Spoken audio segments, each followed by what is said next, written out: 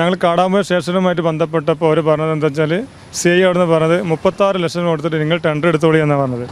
എന്നിട്ട് നിങ്ങൾ പരിസരവാസികൾ ഫ്രീ കൊടുത്തോളി എന്നാണ് പറഞ്ഞത്. ഈ കമ്പനി ടെൻഡർ എടുത്തിട്ട് നമ്മൾ 3 മാസത്തിൽ നിങ്ങൾ ടെൻഡർ എടുത്തിട്ട് 36 ലക്ഷങ്ങൾ കൊടുക്കാൻ നിങ്ങൾക്ക് എല്ലാവർക്കും പരിസരവാസികൾക്ക് ഫ്രീ ആക്കി കൊടുത്തോളി എന്നാണ് പറഞ്ഞത്.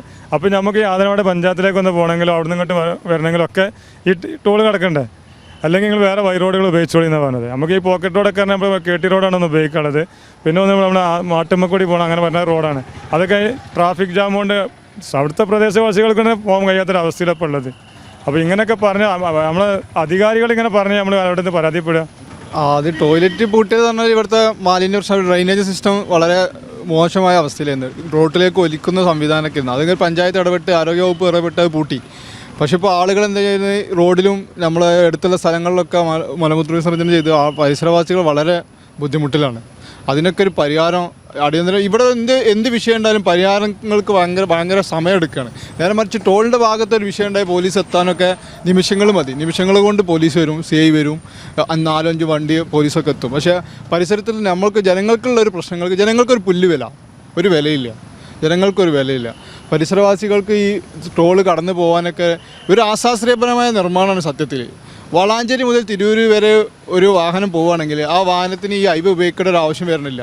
ഒരു 1/2 മീറ്റർ മാത്രമാണ് ഈ ബൈ റോഡ് ഉപയോഗിക്കുന്നത്, ഈ ടോളിൻ്റെ വരുന്നത് മാത്രം. അതിന് അവർ പൈസ വാങ്ങിയിട്ടാണ് വിടുക. ഒരാൾക്കൊരു എന്തൊരു ബുദ്ധിപരമായിട്ട് ചിന്തിക്കുമ്പോൾ ഭയങ്കര ഇതുള്ള ഒരു ടോളാണ് ഇവിടെ അനാവശ്യമായൊരു സംവിധാനം. അത് നിർബന്ധിച്ച് ഏത് റോട്ടിൽ കൂടി പോകുന്ന ആളെ നിർബന്ധിച്ച് ടോൾക്ക് കൊടുത്തിട്ട് പൈസ കൊടുത്തിട്ട് കടത്തി വിടേണ്ട ഒരു സംവിധാനമാണ്. അത് തക്കതായ ഒരു പരിഹാരം ആവശ്യമാണ് എത്രയും പെട്ടെന്ന്. അതായത് യാത്രക്കാരൻ്റെ പോക്കറ്റിൽ നിന്ന് മൊബൈൽ വാങ്ങുക, അവനെ അതിക്രമിക്കുക, പിന്നെ ഫാമിലി ആയിട്ട് പോണ ആളുകളെ അസഭ്യം പറയുക, ഇങ്ങനെ ഉത്തരേന്ത്യൻ ഗുണ്ടകളാണ് ഇവിടെ വിളയാടുന്നത്. ഇത് തുടങ്ങിയ അന്ന് മുതൽ ഒരു മാന്യ മര്യാദക്കല്ല വില പെരുമാറ്റം, പക്ക ഗുണ്ടായുസത്തിലൂടെയാണ്.